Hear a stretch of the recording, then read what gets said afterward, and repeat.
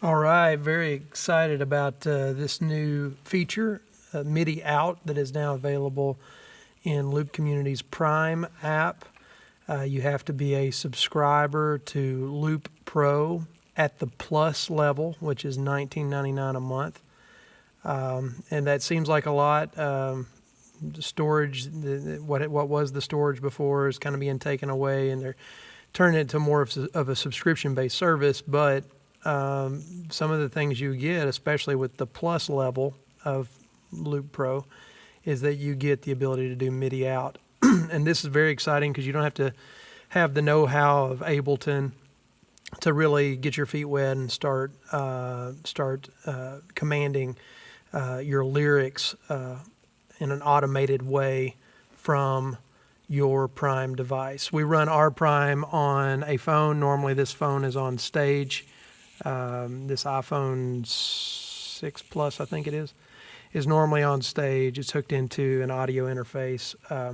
But I've got it pulled off of stage and just sitting right here so we can kind of demonstrate this feature for you all.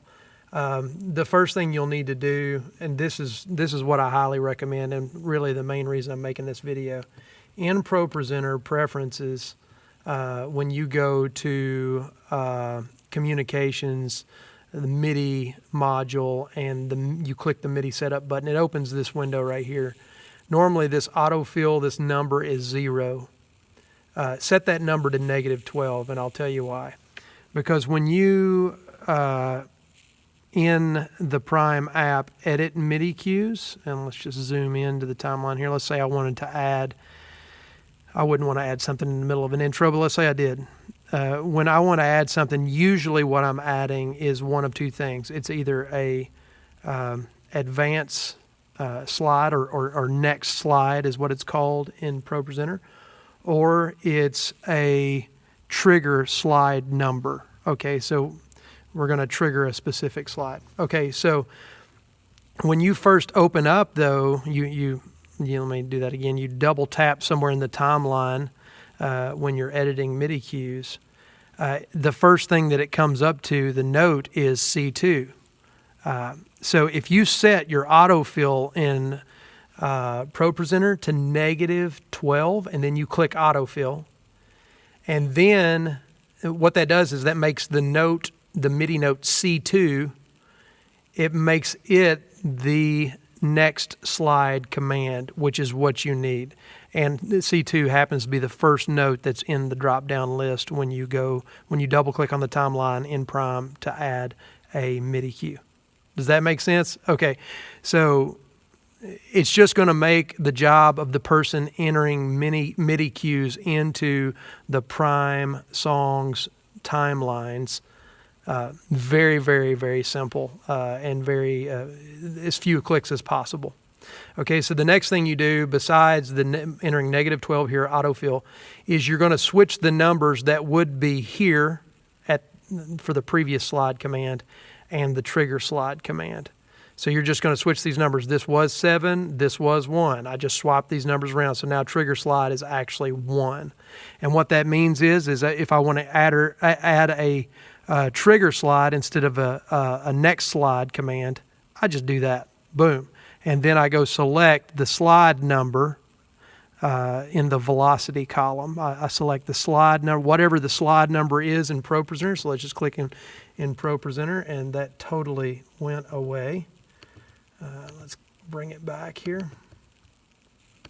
Sorry, click the wrong button. Click the Bibles button up there. So whatever the slide number is, that's what you, in whatever part of the song you're at, you want to enter that slide number every time you go to a new section.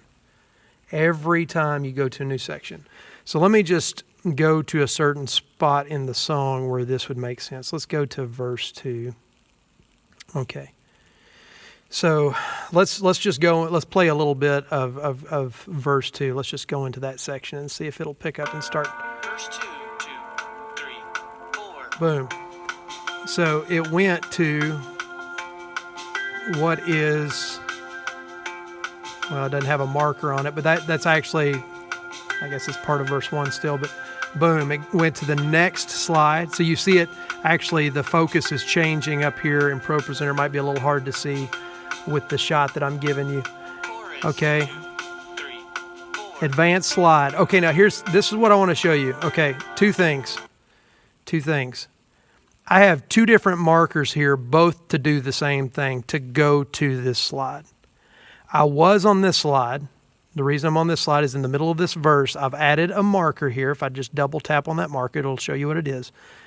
It's a note on C2, which is just the command in ProPresenter, next slide. I left the numbers the same. I hit save. Okay.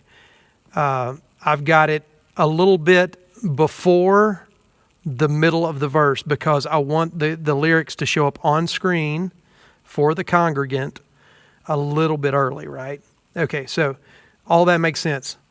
When you get to the end of the verse, I want the lyrics for the chorus to show up a little bit early. So I have the same thing right here. This first one that you see to the left, that is a next slide command, a C2 next slide command. The next one that you see is actually not in the verse section anymore. It's in the chorus section. Now that one is a C sharp -2. That is the command for selecting a specific slide. So let's look and see what their terminology is again. I should make sure I'm saying trigger slide. So that is a trigger slide command in ProPresenter. Now you ask, why am I doing that? Why am I advancing from this slide to this slide? And then once I get to that slide, when this goes into the chorus, I'm selecting that slide again. The reason is if you do it this way, then as you're playing through the song, I'm just going to click out of here and click done and zoom out. As I'm playing anywhere in the song, I can go back and select any section of song, and it's going to send a MIDI cue for the appropriate slide in ProPresenter. It's amazing. So you could loop around in a song all day long. You can skip to different parts of the song, and your lyrics are always going to be right. Okay, are you as amazed as I am? Because that's pretty amazing. Okay, so let's test this out. Let's go into let's go into this chorus right here. 2, 3, 4. Okay, so it jumped into this chorus in ProPresenter. Okay, we're just going to let it play through a little bit. And let's say when I'm in this chorus, I'm like, no, I'm going to go back and do verse 3 again. So I'm going to go back in. It's going to come out of, and watch up here in ProPresenter. It's going to come out of that chorus and go back to verse 3. All right, which we're calling verse 2 in here for some reason. But anyway, you get the idea of the power of this. And you say, I'm going to go out of verse 3 and go into that bridge. I'm going to skip those choruses. I'm not going to do the tag or anything. I'm going to go straight to the bridge. Bridge. 2, 3, 4. Boom. Okay. And I know you see the slide jump. Let's just zoom in here a little bit. You saw coming out of that verse, the slide advance first before jumping to the bridge. That's because I have that little early signal to go to next slide. Normally that's going to work fine. We're going to go through the song as normal. We're not going to do anything spontaneous. And we want the congregant to see the lyrics a little bit early.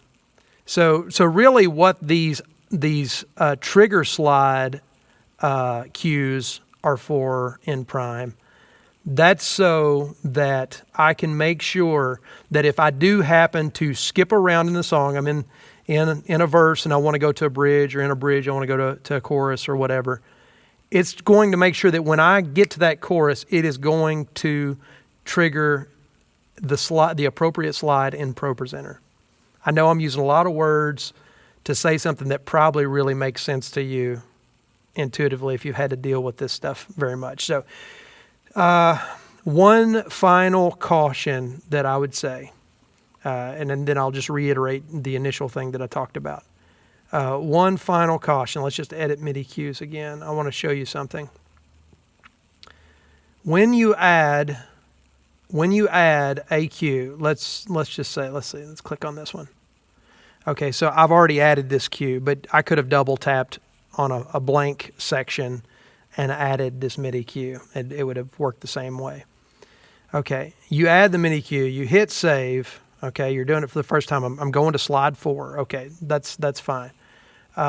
So that's cool, but then you can actually reposition that cue anywhere you want. And the tendency is, like, what you really want to do, well, as soon as I get to that section, whether it's a verse, a bridge, in this case it's an intro, it's a blank slide. But anyway, I want that slammed all the way as soon as I can possibly send that cue. No, you don't. You want to slam it and then back it up just a little bit. See, boom, like that. The reason is, and I found this by trial and error, if you slam it all the way as left as you can, farthest left in the section as you can, then when you skip around in prime, it will not act right. It will show, if it's going into you're in a verse and you're fixing to go into chorus and you want to repeat that verse, what's going to happen is it's not going to be caught up enough. It's going to actually trigger that chorus cue when you're actually going back and repeating the verse, and you don't want that chorus cue triggered, if that makes sense. So basically, don't slam the markers all the way at the beginning of the section. Come off the beginning of the section just a little bit. You can slam them all the way to the left, but then drag it back off the left just a little bit. Okay, one final thing I want to reiterate, and then I'm done. Why is this so important? This is so important for the guy or the girl that is responsible for entering these automatic MIDI cues, these MIDI cues into prime. And they're going to have to do this. I think this particular one it's a total of 31 slides for this song. That's at least 31 cues, but I've got the little early cues happening too, which are the next slide cues, just to get the lyrics on screen a little bit earlier. So I would say take that 31 and double it. That's 60 slides, 62 slides, whatever. If you're going to click on a timeline and be real tedious about the position and all that, drag things around, you want to limit the number of clicks you can as to the best of your ability. So if this were 0, then every time you go add a cue, you're going to have to go down to the appropriate note and drag this down. And then if it's a trigger slide command, you're going to have to go down and find your slide number too.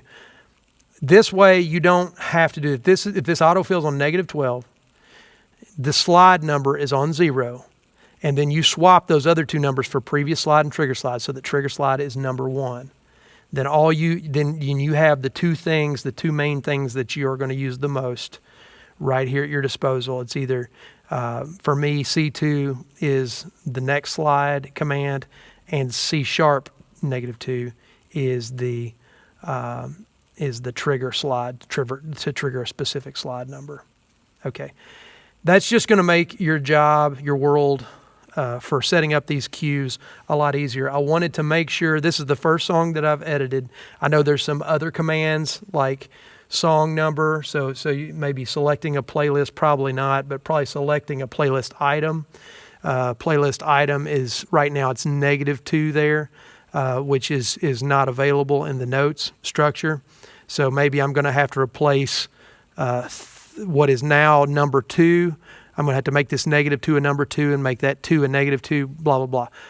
What that's going to do is give me the ability to select a song in the set list, a song in the ProPresenter playlist.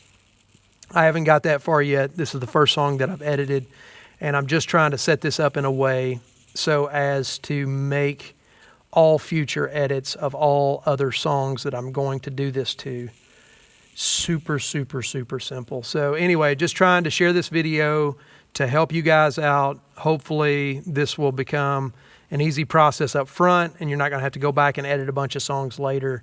God bless y'all. This is a very nifty feature if you're doing some spontaneous worship, you're having a praise and prayer service, and you want to be able to flow and to, repeat a bridge, or you want to go back and do the chorus again, then end the song all over again, blah, blah, blah. This is a great, great godsend for all of us that are wanting to do that. So God bless you guys. Hope you get the most out of these features in Loop Pro, and the most out of your Prime app.